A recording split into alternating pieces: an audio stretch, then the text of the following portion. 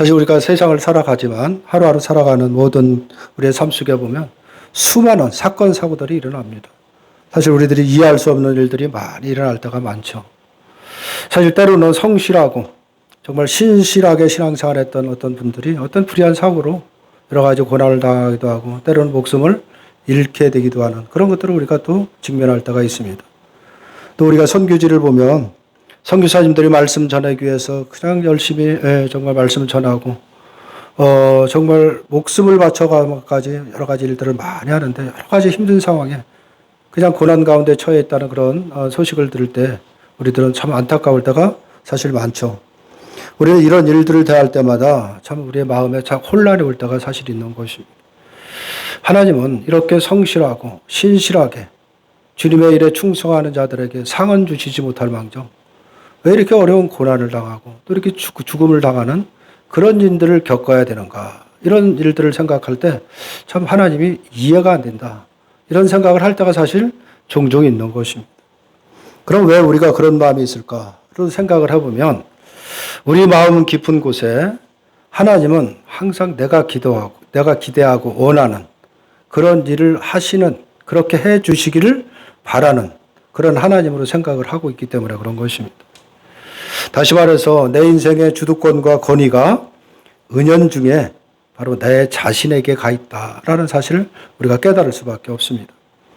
내 생각과 기준을 가지고 하나님을 믿으려고 하면 사실상 하나님을 이해하지 못합니다.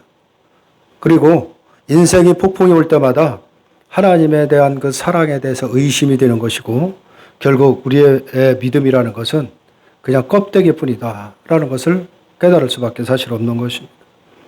하나님이 어떤 분이신지를 확신을 갖지 못하고 하나님은 어떻게 일하시는지를 우리가 알지를 못한다면 다시 말해서 하나님에 대해서 우리가 전혀 알지 못하고 우리가 신앙생활을 하고 하나님을 안다라고 한다면 그건 맹목적일 수밖에 없는 것입니다. 하나님을 하나의 그냥 관념으로 남는 것. 그 이상 이하도 아닌 것입니다. 그래서 결국 믿음의 능력으로 드러나지 못하고 우리는 늘 믿음이 있다고 하지만 말에만 머물고 있다라고 볼 수밖에 없습니다. 하나님의 나라는 말에 있는 것이 아니라 바로 하나님 능력에 있다는 것을 분명히 말씀을 하고 있습니다. 근데 왜 우리가 하나님을 믿는데 그 능력은 경험하지 못하고 늘 말에서 끝나느냐는 것입니다. 하나님이 어떤 분이시고 내가 하나님 앞에 순종하겠고 늘 우리가 입술로는 고백하지만 우리의 삶에서 하나님이 나와 함께 하심으로써 드러나는 그 하나님의 능력이 우리 삶에서 없다면은 여기서 우리가 다시 한번 생각을 해봐야 됩니다. 믿음의 능력이라는 것은 다른 데서 나타나는 것이 아니라 말씀으로 드러나는 것입니다. 그것은 어떤 특별히 믿음이 뛰어난 어떤 특정한 사람들에게만 국한돼서 나타나는 것이 아니라 바로 예수님을 알고 그 마음에 예수님의 말씀에 온전히 순종할 수 있는 또 그런 마음에 예수님 안에 온전히 그 마음을 두고 있는 모든 사람들에게 나타나는 것이 뭐냐? 그것이 말씀의 능력이라는 것입니다. 누구에나 국한된 것이 아닌 것입니다. 우리가 말씀 앞에 서면 다른 것이 아니죠. 나는 내가 어떤 존재인지를 깨닫게 되는 것입니다. 그것이 말씀이 우리들을 통해서 주장하시는 것이죠. 말씀의 능력이라는 것은 그렇게 드러나는 것입니다. 말씀 앞에 섰을 때 나는 누구도 비방할 존재가 못 된다라는 것을 깨닫게 되죠. 그래서 남을 비방하지 않는 것입니다. 그게 말씀의 능력인 것입니다. 말씀은 그렇게 우리에게 항상 작동을 하는 것입니다. 그 능력에 의해 신자는 그 어떤 사건에서도 어떤 일이 일어나도 흔들리지 않는 것입니다. 흔들리지 않고 늘 주를 의지하고 바라보게 된다라는 것을 우리가 생각을 해야 됩니다. 그래서 말씀에 충실하는 것, 우리가 말씀 안에 있는 것, 이것이 우리 신앙생활에서 너무너무 중요하다라는 것을 우리가 생각해야 됩니다. 우리가 신앙생활을 열심히 하고 열심히 내고 뭔가를 한다고 하지만 말씀 보지 않고 말씀에서 벗어나 있다면 그건 신앙생활이 아닌 것입니다. 그냥 내 열심이고 그냥 종교생활이다라고 볼 수밖에 없는 것입니다. 진정한 신앙이라는 것은 말씀의 권위에 붙잡히는 것입니다. 말씀에 날마다 나를 이끌어갈 때 우리들이 그 말씀에 이끌림을 받는 것, 이게 우리에게는 가장 중요한 것입니다. 그 말씀을 통해서 하나님의 일하심을 하나하나 우리가 배워가는 것입니다. 그렇구나. 하나님은 이렇게 일하시는구나. 그건 다른 데서 배우는 것이 아니라 말씀을 통해서 우리가 배워가는 것입니다. 그렇게 하나하나 알아감으로 인해서 어떤 일이 일어나든 어떤 사건 속에서도 일관성 있게 흔들리지 않고 주님을 바라볼 수가 있는 것입니다. 이것이 바로 우리를 다스리는 말씀의 권위다라는 것입니다. 우리는 고난이 오면 늘 부르짖죠. 왜 이런 고난을 우리에게 주십니까? 라고 묻죠. 그러나 성경은 그 질문보다 먼저 지금 내 삶의 주인이 누구냐를 묻는 것입니다. 고난보다 중요한 것은 내 삶을 다스리는 권위, 그 권위가 누구에게 있겠는가라는 것, 누구에게 있는가를 보는 것입니다. 그 권한에 의해서 우리가 다스림을 받는지 아니면 내가 나를 주장하며 살아가는지 우리가 살펴야 되는 것입니다. 오늘도 오늘 본문은 바로 그 권위에 대해서 오늘 말씀을 하고 있습니다. 오늘 본문을 보면 예수님을 찾아와서 당신이 무슨 권위로 일을 하느냐라고 따져 묻는 이 종교 지지자들이 이제 등장을 하죠. 이 말씀을 통해서 과연 우리는 누구의 권한 아래 살고 있는지 한번 살펴볼 필요가 있는 것이고, 우리를 붙들고 있는 참된 하늘의 권위가 우리에게 어떤 위로를 주고 또 어떤 구원을 이루어 가는지를 우리가 함께 살펴볼 필요가 있는 것입니다. 오늘 본문을 통해서 우리가 분명히 한번 우리의 신앙을 한번 돌아볼 필요가 분명히 있다라고 볼 수가 있습니다. 오늘 성경은 신자의 삶, 하나님의 택한 백성들의 삶이라는 건 결코 홀로 버려두지 않는다라는 것을 성경은 분명히 말씀을 하고 있습니다. 우리가 잘 아는 베드로전서 1장 5절의 말씀을 보면 이렇게 말씀을 합니다. 베드로전서 1장 5절에서 너희는 말세에 나타나기를 예비하신 구원을 얻기 위하여 믿음으로 말미암아 하나님의 능력으로 보호하심을 받았느니라 라고 말씀을 하고 있습니다. 이 말씀대로 저와 여러분은 하나님의 능력으로 철저하게 보호하심을 받고 있다라는 것을 말씀을 하고 있는 것입니다. 무엇을 위해서 보호하시느냐라는 것이죠. 오늘 말씀을 하시죠. 우리에게 예비된 영원한 구원을 얻기 위해서 하나님의 능력으로 우리를 보호하고 계시다라는 것을 말하고 있는 것입니다. 하나님께서 신자를 당신의 전능하신 능력으로 보호하시는 이유는 다른 것이 아닌 것입니다. 우리가 살아가는 세상에 여러 가지의 일들이 있죠. 여러 가지 우리가 살아가다 보면 여러 가지 시험이 있고 그 시험으로 인해서 우리는 근심할 수밖에 없는 그 연약한 존재라는 것을 하나님은 너무나 잘 아시는 것입니다. 우리가 살아가며 부딪히는 문제, 늘 그 문제에 부딪혀서 쓰러지고 낙심하고 좌절하고 있는 것이 우리들이다라는 것입니다. 우리들의 존재가 그렇게 연약한 존재인 것입니다. 그런데 그 연약하다라는 것을 하나님이 너무나 잘 알고 있기 때문에 우리의 힘으로 그 밀려오는 그 인생의 시험을 스스로 극복할 수가 없습니다.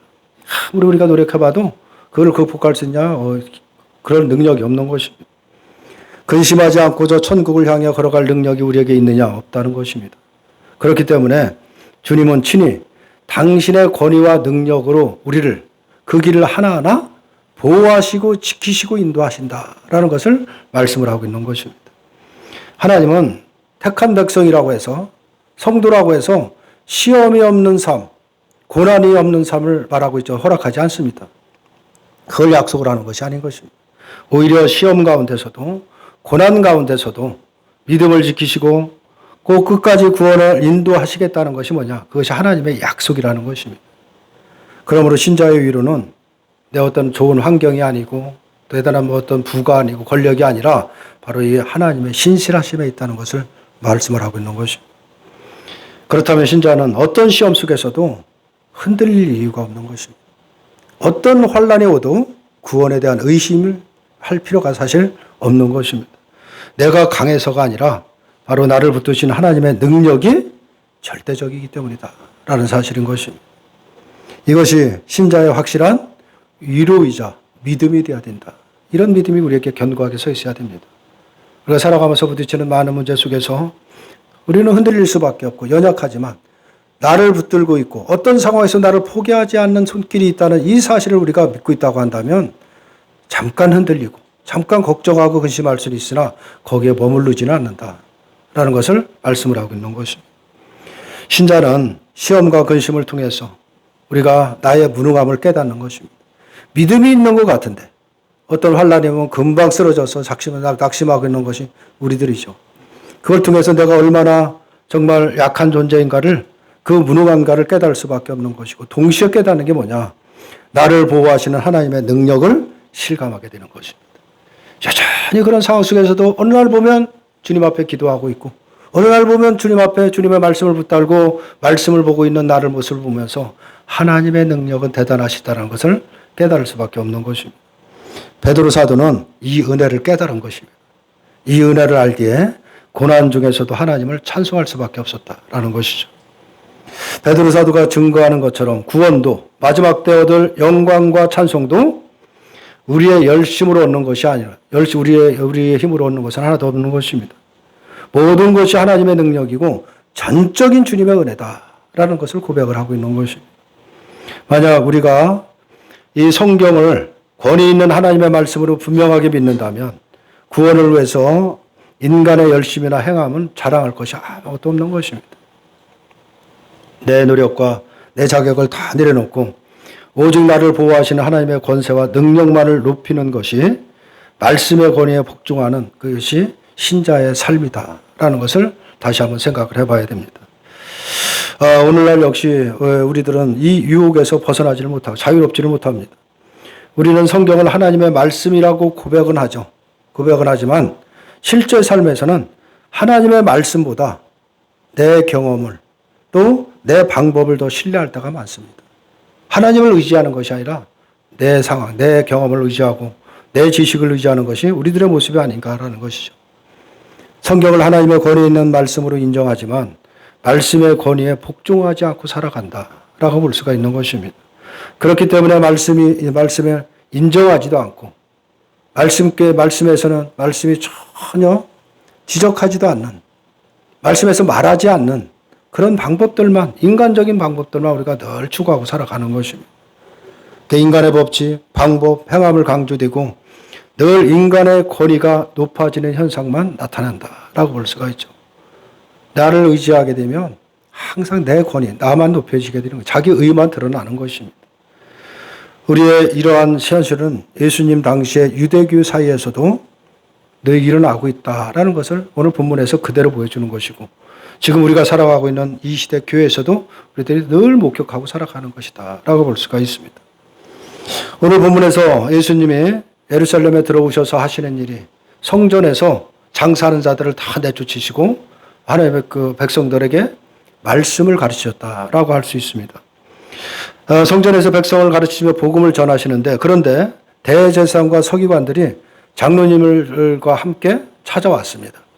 찾아와서 이렇게 질문하죠. 당신이 무슨 권위로 이런 일을 하는지 그 권위를 준 이가 누구인지 우리에게 말하라고 말합니다. 당시 유대 사회에서 이들은 누구냐면 최고의 엘리트이자 종교 전문가들이다라고 볼 수가 있습니다. 그런데 반면에 인간의 몸으로 오신 예수님은 어떤 처지냐? 시골 나사렛 출신이죠. 사실 변변치 않는 가문 출신이고 정식적으로 율법 교육을 받은 적이 없습니다. 그런 사람이죠. 그리고 그런 젊은 청년이 갑자기 성전에 들어와서 성전을 막 장사하는 자를 내쫓고 성경을 통해서 말씀을 가르치고 있다 보니까 그들이 보기에는 그냥 그 상황을 두고 볼 수는 없는 것입니다. 그러다 보니까 와서 묻는 것입니다. 그들의 질문의 핵심은 뭐냐면 누가 너에게 이렇게 성전에 와서 말씀을 가르치도록 권위를 준 사람이 누구냐? 말하라는 것입니다. 누가 너에게 이 권한을 줬느냐라는 것을 말하라고 지금 와서 질문하는 것입니다. 그러나 그들의 질문은 어떤 면에서는 타당한 질문인 것입니다. 만약에 그것을 내버려 둔다고 한다면 나도 하나님의 말씀을 가르친다고 하면서 성전에 와서 말씀을 가르친다고 한다면 그것은 결국 상당한 혼란이 올 수밖에 없는 것입니다. 그렇기 때문에 어떻게 보면 그런 것을 방지하기 위해서도 그런 질문을 할 수 있다라고 볼 수밖에 없는 것이죠. 그것이 어떤 면에서는 그래서 어떤 성전의 질서를 위해서도 어떤 분명한 기준이 있어야 된다는 것은 그들이 갖고 있는 생각인 것입니다. 성전에서 사실 가르칠 수 있는 것은 아무나 가르치는 것이 아닙니다. 제사장과 서기관들만이 성전에서 백성들을 가르칠 수 있는 권한이 있는 것입니다. 만약 성전에서 가르치는 일을 아무나 할 수 있다면 대단한 혼란을 자초하게 될 것이고 그렇기 때문에 교육을 받은 사람에게 가르칠 수 있는 자격을 부여하는 것 그것이 합리적이고 옳은 것입니다. 이것이 세상의 질서다라고 볼 수가 있는 것입니다. 이것은 지금 이 시대도 동일하다라고 볼 수밖에 없는 것입니다. 지금도 학교에서 아무나 가르칠 수 있는 것이 아닙니다. 학교에서 학생들을 가르치려면 학교에서 가르칠 수 있는 자격, 교사의 자격증이 있는 사람만이 학생들을 가르치도록 되어 있습니다. 또 전문적인 분야에서 일할 때도 반드시 요구하는 게 있죠. 자격증을 요구합니다. 그 자격증이 있어야 그것을 전문 분야에서 일할 수 있도록 허락을 하는 것이죠. 교회에서 가르치고 설교하는 것도 목사의 자격이 있는 사람에게 부여된 일이다라고 볼 수가 있습니다. 만약 아무나 교회에서 가르치고 설교를 한다면 교회 내 질서는 무너지는 것이고 혼란스러울 수밖에 사실 없는 것입니다. 그래서 신학을 공부하고 목사의 안수를 받은 사람에게 교회에서 가르치도록 되어 있는 것이 일반적인 교회의 질서다라고 볼 수가 있는 것이죠. 물론 질서대로 한다고 해서 교회가 바르게 되는 것은 아닌 것입니다. 목사가 복음을 잘못 전하면 오히려 교회는 큰 혼란에 빠질 수밖에 없다라는 것이죠. 교회 역사에 보면 목사의 권위를 문제 삼으며 목사의 제도를 없애려고 하는 그런 시도를 많이 했습니다. 참 최근에도 있었죠. 그래서 어떻게 목사만 교회에서 말씀을 전하냐? 그럴 수는 없다. 그 제도가 잘못됐다라 해서 반기를 든 교단들이 있습니다. 그게 이제 무교회주의라는 게 있습니다. 또 형제교회라는 게 있죠. 형제교회. 그리고 그 교회에서는 뭘 말하느냐면 목사만이 교회에서 말씀을 전하는 것이 아니다. 그건 잘못된 것이다. 라고 하면서 누구든 전할 수 있다라고 하면서 그 형제들 중에서 몇몇 사람을 뽑아서 말씀을 전할 수 있는 사람을 뽑아서 돌아가면서 말씀을 전하는 것이죠. 그러면서 교회의 제도를 파괴하는 것. 그것이 옳은 것이라고 주장하는 것입니다. 그러나 그들이 잘못된 오해하고 있는 것이 있죠. 제도가 문제가 아닌 것입니다. 교회는. 교회는 제도가 문제가 아니라 교회는 복음이 문제인 것입니다.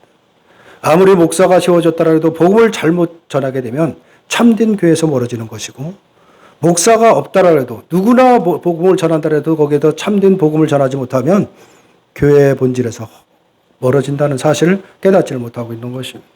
그런데 그들은 자기 어떤 교회에 어떤 제도만 없애면 뭔가 바르게 될 것처럼 생각을 하지만 그런 것이 착각인 것입니다. 누가 전해든 복음을 받으러 전해야 된다라는 것을 그게 교회됨이라는 것을 우리가 생각을 해야 되는 것입니다. 어쨌든 질서의 차원에서 생각한다면 이런 점에서 다시 말하면 자격에 대한 질문을 하는 것 자체를 두고 그들을 비난할 수는 없는 것입니다. 그들 입장에서는 당연히 할 수 있는 질문일 수밖에 없는 것입니다. 하지만 그들이 예수님께 질문을 던진 진짜 이유는 뭐냐?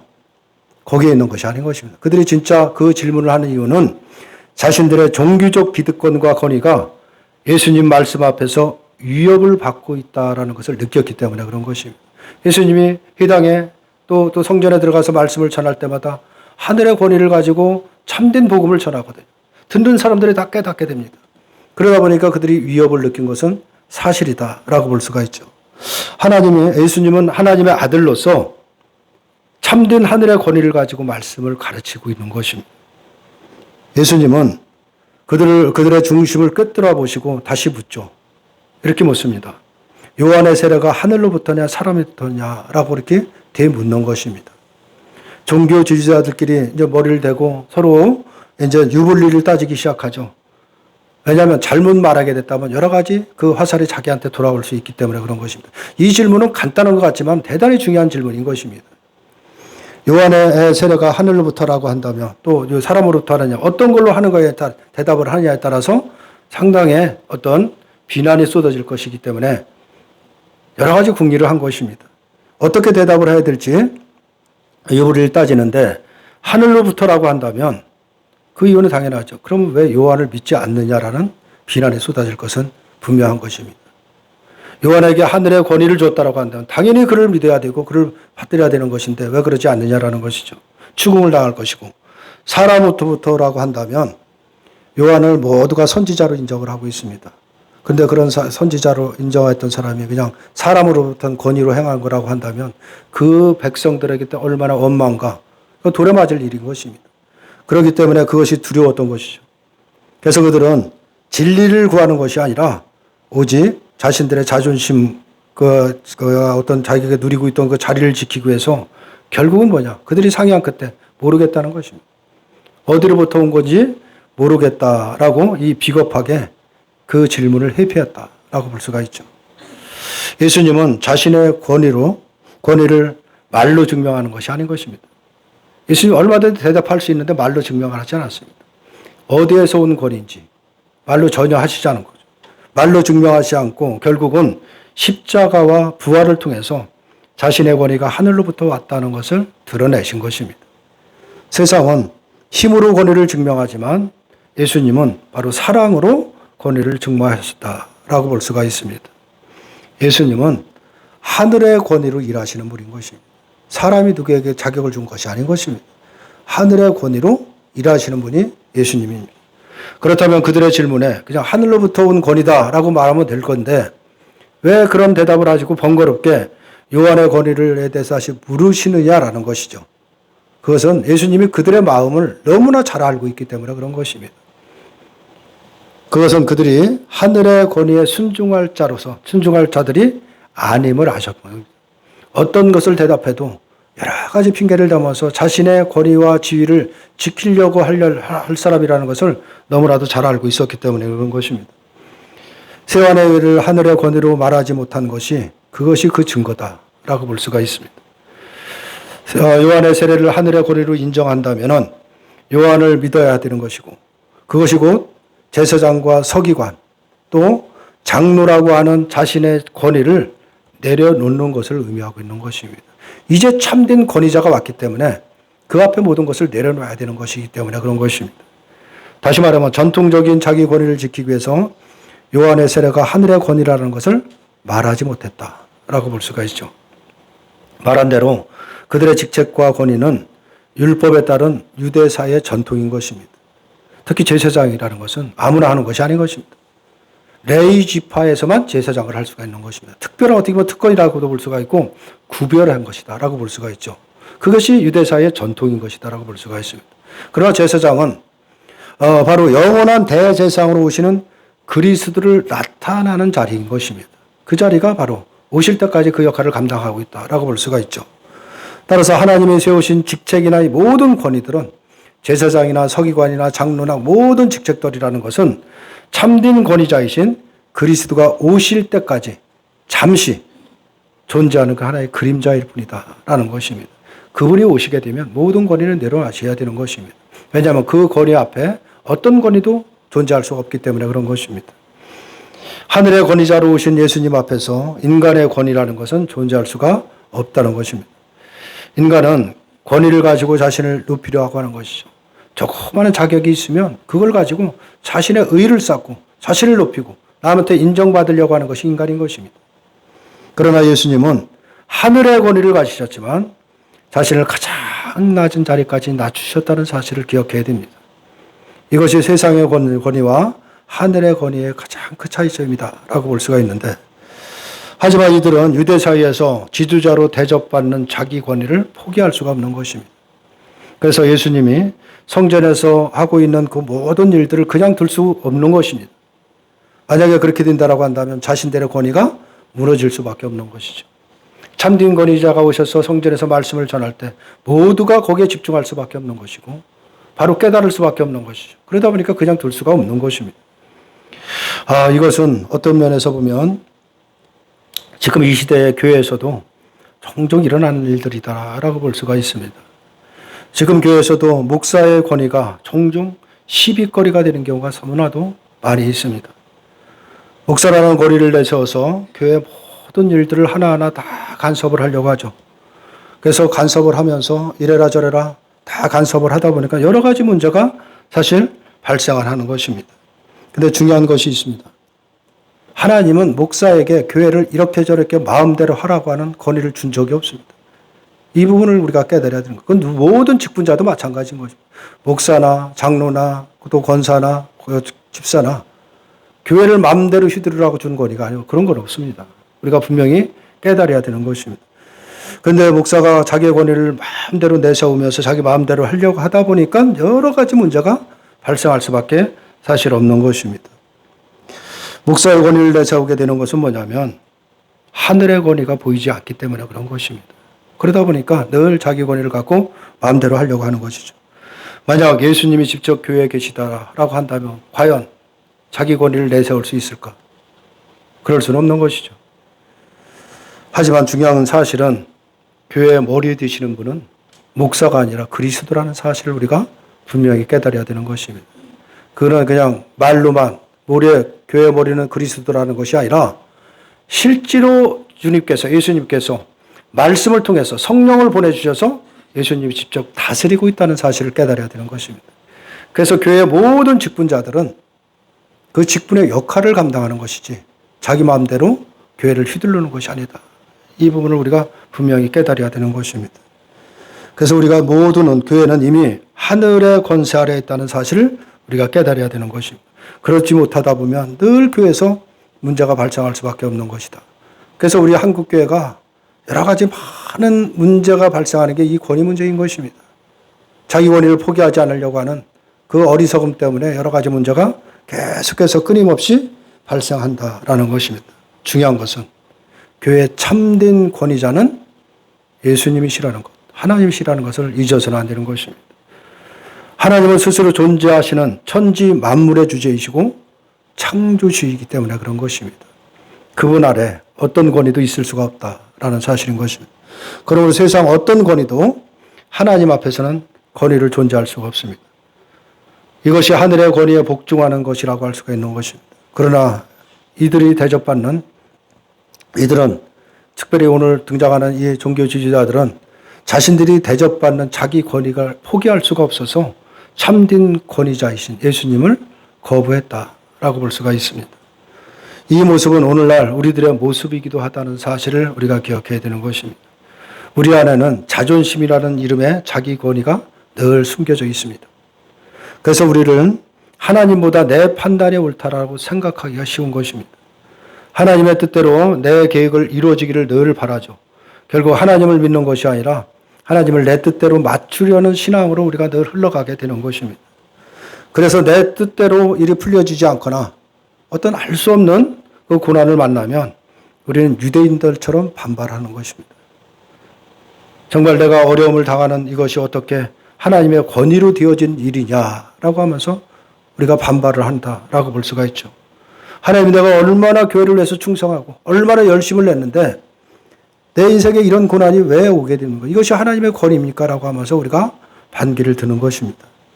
모든 일을 내게 유리한 쪽으로 흘러가도록 원하는 그 이기적인 마음이 바로 하나님의 절대적인 권위를 거부하게 만든다라는 사실을 우리가 기억해야 됩니다. 특별히 하나님의 택한 백성들, 우리들은 세상에서 내 권위를 세우는 자가 아닌 것입니다.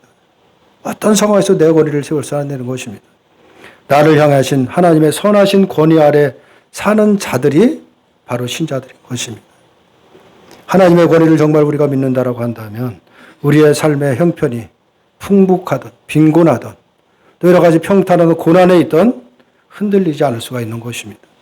왜냐하면 모든 상황이 나를 향한 선한 길, 구원의 길로 인도하시는 하나님의 주권 아래에 있다는 것을 신뢰할 수가 있기 때문에 그런 것입니다.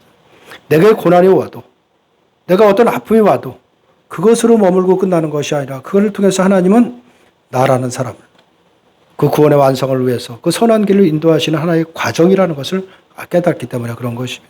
그래서 어떤 상황 속에서도 우리는 흔들리지 않고 어떤 시련과 어떤 고난이 오더라도 우리가 묵묵하게 주님의 일하심을 바라볼 수가 있다는 사실을 우리가 기억해야 됩니다. 우리가 말씀과 성령의 권위를 복종하게 될 때 우리는 비로소 나의 부끄러움과 무능함을 보게 되는 것입니다. 내가 목사 가운을 입고 장로와 권사와 집사의 직분을 가지고 남들보다 선한 일을 아무리 많이 하고 대단한 일을 업적을 남겼다라고 할지라도 거룩한 하나님 앞에서는 그저 죽을 수밖에 없는 죄인에 불과하다라는 사실인 것입니다. 그것을 깨닫게 되는 것입니다. 그러나 복음은 우리의 부끄러움을 들추어내고 정죄하고 굴복시키는데 끝나는 것이 복음이 아닌 것입니다. 그런 것은 복음이라고 볼 수가 없는 것입니다. 예수님은 하늘과 땅의 모든 권세를 가지신 왕이십니다. 그러나 그 권세를 우리를 억누르는 데 사용하지 않는다라는 것을 성경에서 말하고 있습니다. 죄인을 살리시기 위해서 자신의 권위를 모두 가장 낮은 곳까지 내려놓으신 분인 것입니다. 우리의 죄를 대신 지시고 십자가에서 죽으심으로 인해서 하나님의 공의를 이루시고 부활하심으로 인해서 죄와 사망의 권세를 깨뜨리셨습니다. 이것이 하나님 나라의 권세인 것입니다. 하나님 나라의 권위로 우리의 모든 죄와 부끄러움을 단번에 덮어주시고 우리에게 영원한 생명을 선물로 주신 것입니다. 그러므로 하나님의 권위 아래 산다는 것은 두려움으로 복종하는 비참함이 아닌 것입니다.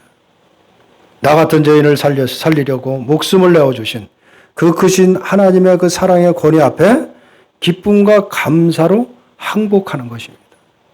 전혀 두려움이 아닌 것입니다. 이해할 수 없는 고난 속에서도 원망을 멈추고 십자가를 바라볼 수 있는 그 힘과 능력, 이것은 신자만이 할 수 있는 능력인 것입니다. 아무나 하는 것이 아닌 것입니다. 세상 사람이 흉내내지 못하는 것이 바로 이것입니다. 어떤 고난이 와도, 어떤 시련이 와도 거기에 머무르지 않고 묵묵하게 주님을 바라보고 주님을 의지하고 살아가는 힘과 능력이 바로 거기에 있는 것입니다. 이것이 신자인 것입니다. 그것이 바로 저와 여러분이라는 사실을 우리가 기억해야 됩니다. 내 자존심과 자기 권위를 십자가 앞에 다 내려놓으시고 나를 구원하시기 위해서 그 권위를 친히 세상을 이기신 바로 예수 그리스도만을 온전히 의지하시길 바랍니다. 그것이 우리들에게 최고의 가치인 것입니다. 하나님의 권위는 우리를 두렵게 만드는 것이 아니다 라는 사실을 기억하시길 바랍니다. 십자가에서 죄인을 품으시는 그 사랑의 권위, 그것이 하나님의 권위인 것입니다. 그러므로 우리는 이해할 수 없는 현실 속에서도 주님이 옳습니다 라고 고백할 수가 있는 것입니다. 남들이 다 이해하지 못하는 상황이라도 그것도 주님이 옳습니다. 주님이 하십니다 라고 고백할 수 있는 바로 그 능력이 바로 신자에게만 있다는 사실을 우리가 기억해야 됩니다. 왜냐하면 그분의 권위는 언제나 우리의 가장 선한 길, 영원한 생명의 길로 인도하시고 있기 때문에 그런 것입니다. 우리를 영원토록 보호하시고 마침내 구원을 내실 그 주님의 신실하신 그 권세에 늘 감사하시면서 우리가 한 주간 또 세상에 나가 살아갈 때 세상 사람처럼 그냥 하늘이 무너지는 것처럼 한숨 쉬지 마시고 그런 상황이 있다라고 할지라도 묵묵하게 주님을 바라보시는 저와 여러분들이 다 되시기를, 그러므로 인해서 진정한 평안을 누리시는 여러분들 되시기를 주님의 이름으로 축원합니다.